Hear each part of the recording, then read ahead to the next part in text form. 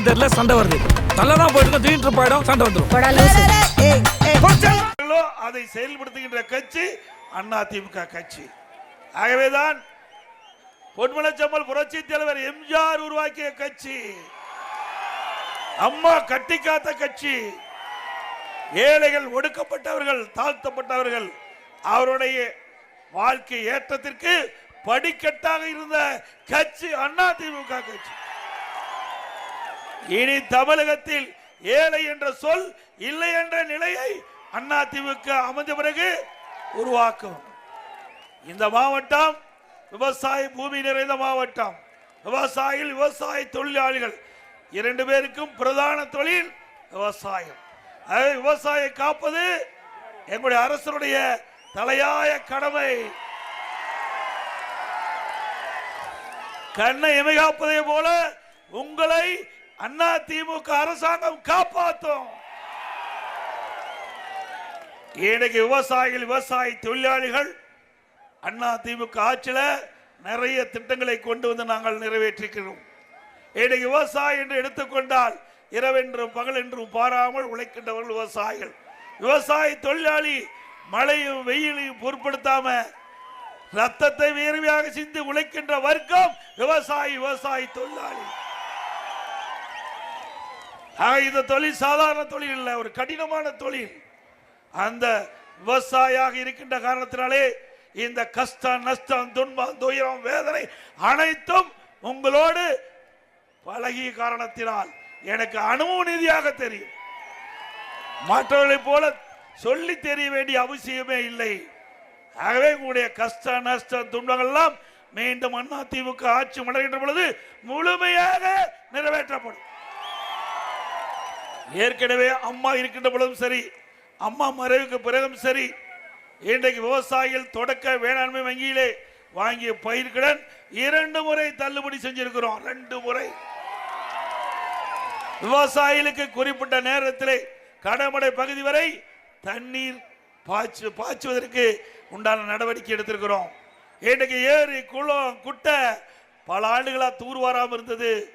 அதை தூர்வாரிய அரசாங்கம், குடிமராமத்து திட்டத்தின் மூலமாக தூர்வாரிய அரசாங்கம் அதிமுக அரசாங்கம்.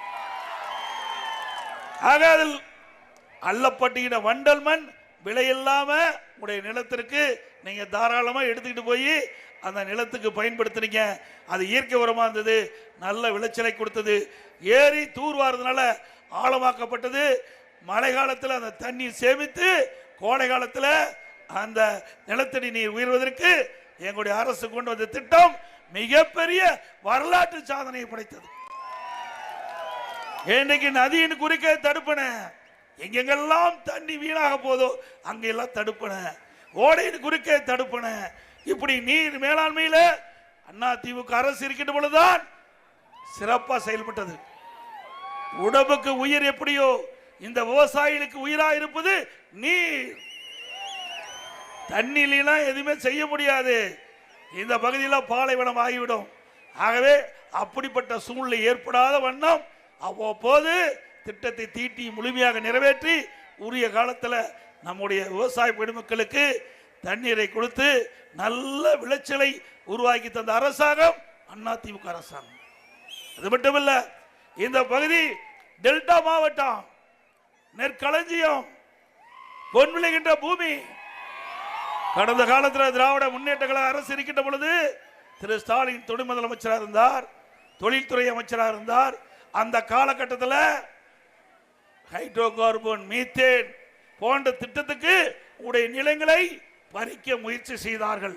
புரிந்துணர்வு ஒப்பந்தம் போட்டார் திரு ஸ்டாலின். அதே நேரம் இந்த காலகட்டம் நான் முதலமைச்சர் இருந்த பொழுது, அம்மாவுடைய அரசு இருந்த பொழுது, இப்படிப்பட்ட ஒரு சூழ்நிலை வருகின்ற பொழுது இன்றைக்கு ஹைட்ரோ கார்பன், மீத்தேன், ஈத்தேன் போன்ற திட்டங்களுக்கு உங்களுடைய விளைநிலங்களை எடுக்க முயற்சி செய்த பொழுது அதை தடுத்து நிறுத்தி பாதுகாக்கப்பட்ட வேளாண் மண்டலத்தை இந்த டெல்டா மாவட்டத்தை கொண்டு வந்து சட்டம் இயற்றப்பட்டு அமுல்படுத்தப்பட்டு உங்களுடைய விளைநிலங்களை பாதுகாத்த அரசாங்கம் அதிமுக அரசாங்கம். இனி எந்த கொம்பனாலும் உங்கள் நிலத்தை தொட்டு பார்க்க முடியாது. எந்த கொம்பனாலும் உங்களுடைய நிலத்தை பறிக்க முடியாது. திமுக ஆட்சியிலே நிலத்தை பறிக்க முற்பட்டார்கள். அண்ணா திமுக ஆட்சியிலே உங்களுக்கு பாதுகாப்பு கொடுத்து பாதுகாப்பு வேளாண் மண்டலத்தை உருவாக்கி தந்து சட்ட நீதியாக உங்களுடைய பூமியை பாதுகாத்து கொடுத்திருக்கிறோம். இன்னைக்கு வடச்சேரி, இங்க வடச்சேரி என்ற ஒரு பகுதி ஒரத்தநாடு பகுதியில் தான் இருக்குன்னு நான் கருதுறேன். அங்க அண்மையில் ஒரு அறிவிப்பு வெளியிட்டாங்க.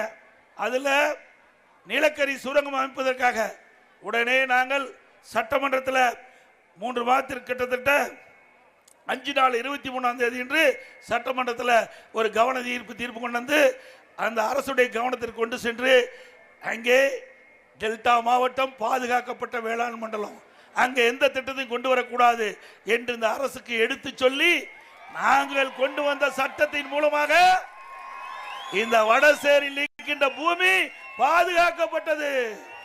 இல்லையென்றால் பல்லாயிரக்கணக்கான ஏக்கர் உங்களுடைய விளைநிலங்கள், அந்த நிலங்கள் எல்லாம் பறி போயிருக்கும். உங்களுடைய நிலங்களை காப்பாற்றிய கட்சி அண்ணா திமுக கட்சி என்பதை நீங்கள் எண்ணி பார்க்க. அது மட்டுமல்ல, இன்றைக்கு விவசாயிகளுக்கு மும்முனை மின்சாரம், நீ எந்த நேரத்தில் போனாலும் பம்பு செட்டை இயக்கலாம். மும்முனை மின்சாரத்தை கொடுத்தோம், அதை இப்ப நிறுத்திட்டாங்க.